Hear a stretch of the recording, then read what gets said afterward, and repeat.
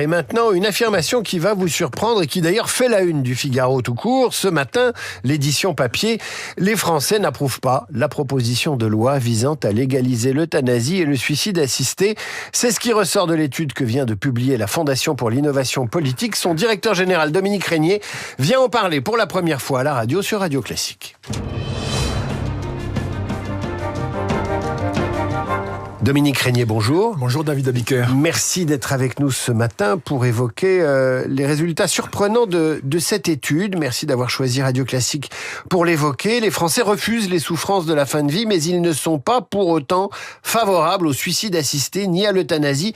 C'est donc ce qui ressort de votre étude et ça surprend puisque ça fait presque de longues années qu'on nous dit qu'ils sont tous favorables à l'euthanasie et qu'il faut avancer et que la société est en retard ou que la loi est en retard sur la société. Oui, c'est un leitmotiv effectivement frappant qui d'ailleurs repose sur des enquêtes extrêmement contestables, en particulier parce que ces enquêtes demandent l'approbation de l'euthanasie et du suicide assisté pour des personnes. C'est très généraliste, on ne sait pas exactement quelles sont les conditions d'application et il n'y a pas d'alternative proposée. Alors c'est ça le plus frappant.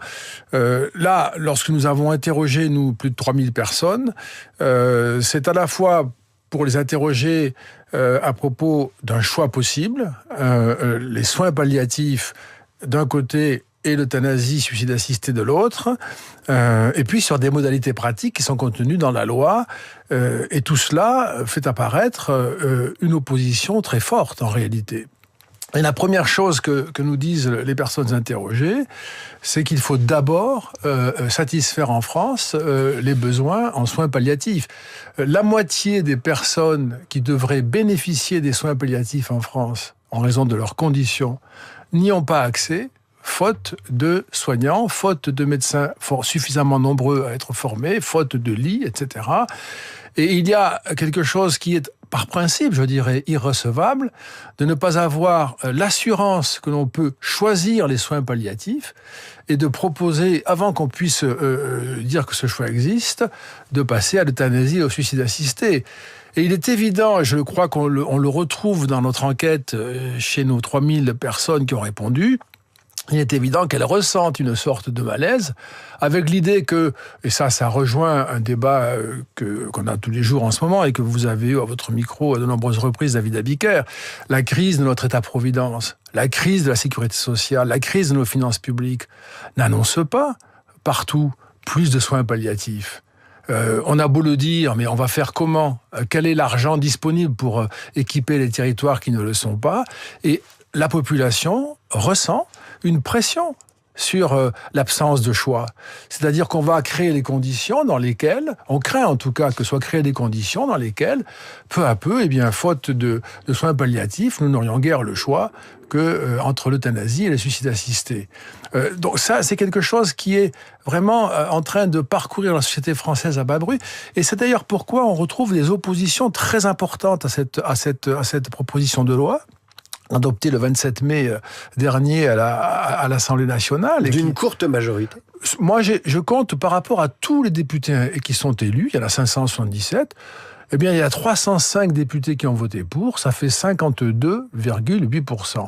C'est vraiment très peu pour une loi, pour une proposition de loi qui ne répond pas à un vide juridique, parce qu'il y a aujourd'hui un dispositif juridique, c'est la loi Leonetti-Claes, et qui suppose des soins palliatifs, par contre, justement, pour être appliqués. Donc il n'y a pas de vide juridique, il n'y a pas de demande sociale. Non pas qu'il n'y ait pas de cas tragiques concernés, bien sûr, et ce sont des domaines dans lesquels il faut toujours y songer. Mais enfin, ça n'est pas une demande sociale profonde. Et la question n'a jamais été débattue dans une campagne électorale. C'est frappant, ça. Elle n'a pas été débattue, et vous le dites, parce que l'offre de soins palliatifs est insuffisante. Elle n'a pas été suffisamment mise en avant. Soins palliatifs, d'ailleurs, qui peuvent intervenir au domicile ou à l'hôpital. On ne le dit pas suffisamment. Oui. Et peut-être aussi parce que la demande d'euthanasie a été très médiatisé à travers la parole légitime, respectable d'une Lynn Renaud, d'un Jean-Luc Romero, qui ont été très mise en avant, alors que ceux qui préféraient les soins palliatifs ou qui s'opposaient à cette loi n'ont pas trouvé de porte-voix aussi médiatisée. Il y a une sorte de préférence d'une partie de la société. C'est curieux. C'est un peu comme s'il y avait là encore la société parisienne, je dirais, qui est très portée sur l'euthanasie et le suicide assisté, qui voit un progrès. C'est quelque chose que chacun peut apprécier. Je n'ai pas à me prononcer là-dessus. Chacun a son avis. Mais enfin, qui a soutenu une proposition de loi qui, encore, et j'insiste là-dessus, David Abiker, n'a pas été discutée pendant la présidentielle 2022, est arrivé sans qu'on sache très bien d'où, assez vite, un peu à la va-vite, sans que le pays s'en rende tout à fait compte. Le processus a été interrompu par la dissolution. La dissolution a donné lieu à une campagne électorale, chacun s'en souvient, où il n'a jamais été question de ce sujet. Et la dissolution passée avec une nouvelle assemblée, celle que nous avons aujourd'hui, eh bien la proposition de loi revient, mais sans débat. D'ailleurs, on le mesure, nous, dans notre étude. Les Français que nous avons interrogés confondent les termes, ne sont pas vraiment au courant de ce qui se passe, et avouent ne pas en avoir discuté avec leurs amis. Est-ce que les Français sont sensibles à cet argument qui est avancé par un certain nombre de commentateurs, d'intellectuels, de philosophes, c'est que on change de société à partir du moment où on légalise l'euthanasie, l'aide à mourir, même s'il y a un accompagnement, même s'il y a un consentement, même s'il y a tout un tas de dispositifs, et que cette aide à mourir intervient vraiment très tardivement. Ce sont des questions. À chaque mot que vous avez prononcé, David Abiker, il y a des mondes à discuter. C'est un peu ça la difficulté. Il est si facile de dire que l'euthanasie et le suicide assisté sont des réponses, alors que le problème qui est posé est d'une extraordinaire complexité. C'est une chose de dire que on songe à l'euthanasie et au suicide assisté. Autre chose de dire que l'on connaît les conditions qui permettent de le décider. C'est une chose de considérer qu'une personne a le droit de demander de mourir, autre chose que de savoir si, au moment où elle le demande, au fond, elle ne se trouve pas dans une situation particulière qui ensuite fait qu'elle ne le souhaite plus. Et vérifier le discernement est autre chose aussi. Est-ce que la personne, par exemple, parce qu'elle est dépressive, parce qu'elle est malade, quand on est malade, on peut être dépressif, qu'est-ce qui fait qu'elle fait cette demande? Est-ce que c'est le découragement? Est-ce que c'est la solitude? Tout ça, c'est documenté. Beaucoup de solitude dans le choix de mourir. Beaucoup de découragement, beaucoup de dépression, beaucoup de pression sociale aussi, l'idée de coûter cher à la société, de peser sur la famille, de retarder les siens qui ont la vie à poursuivre, et nous sommes là en train de mourir. Tout ça, c'est un environnement qui oblige une société comme la nôtre à de la solidarité, à de l'aide, à du soutien. À marquer l'affection pour ceux qui sont dans la grande difficulté et même peut-être leur fin de vie. Et là, il y a une espèce tout d'un coup de raccourci. Comme ce serait une rupture pour vous? Alors, il y a un indice de la rupture de mon point de vue. Je ne sais pas si des personnes qui nous écoutent y ont songé. Peut-être y ont-elles songé. Et il y a un indice pour moi, c'est qu'il faut modifier le code pénal. Parce qu'aujourd'hui, l'euthanasie, c'est un crime.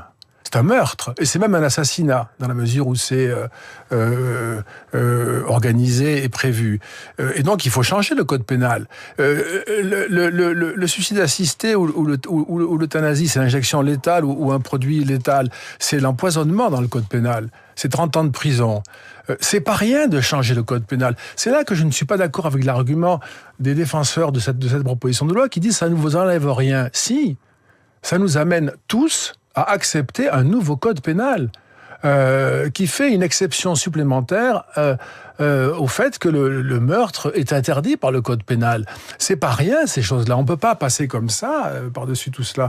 Et donc, inévitablement, nous aurons un rapport différent au meurtre et puis à l'humanité. Les pays qui ont accepté de légaliser l'euthanasie et le suicide assisté, il y en a 10 au monde. Ça représente 4,7% de l'humanité, donc c'est une petite minorité. Il y a 10 pays. Dans aucun pays, David Abiker, dans aucun pays, vous n'avez observé une maîtrise de l'euthanasie et du suicide assisté. Dans tous les pays qui pratiquent les deux, je dis bien les deux, il y a une dérive impressionnante. Un glissement. Un glissement, mais terrible. En Belgique, ça fait 20 ans qu'ils le pratiquent. On euthanasie des couples, on euthanasie des dépressifs, on euthanasie des personnes handicapées. Des gens de plus en plus jeunes. Des enfants. Depuis 2014, 6 enfants ont été euthanasiés en Belgique.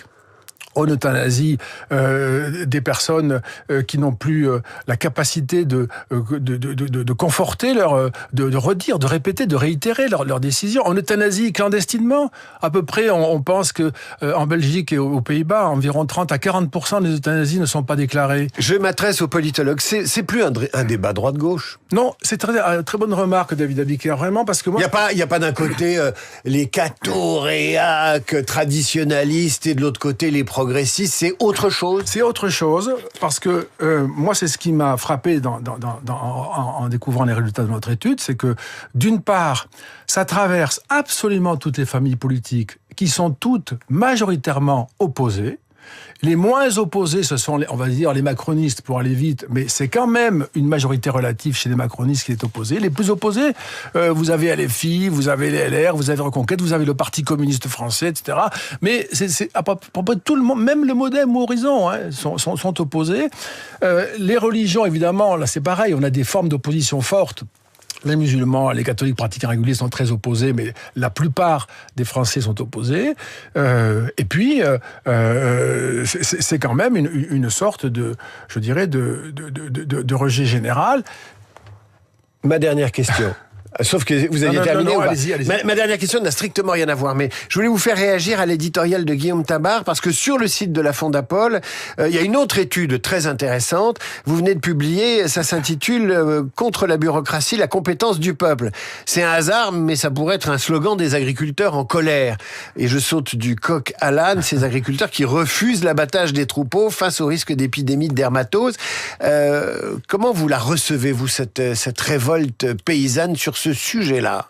Alors, vous avez cité les titres de Robin Rivaton, que je recommande beaucoup. Moi, ce qui me frappe dans la crise actuelle, en tout cas en question, cher David, c'est... là aussi, je dis d'un mot, c'est un supplice de notre société.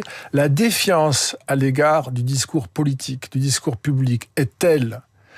et c'est à cause des politiques qui ne savent plus susciter la confiance, que même lorsqu'ils donnent des recommandations qui sont rationnelles, eh bien, il y a le doute et même l'idée a priori qu'il faut s'y opposer.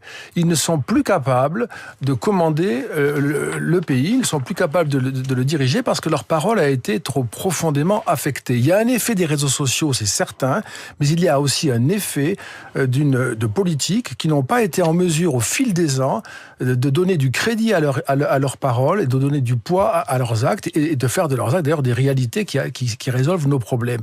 Là, nous en payons un prix fort puisque les Français, on le voit ici, ont tendance à soupçonner la parole publique. Dominique Régnier, merci d'être venu parler ce matin de cette étude que vous trouverez sur le site de la Fondapol, de même que cette étude aussi sur la compétence du peuple face à la bureaucratie. À très bientôt, Dominique Régnier. À suivre le rappel des titres, la revue de presse d'Hervé Gattegno et nos esprits libres. Aujourd'hui, Maître Sophie Obadia et Nicolas Bavrez, Radio Classique.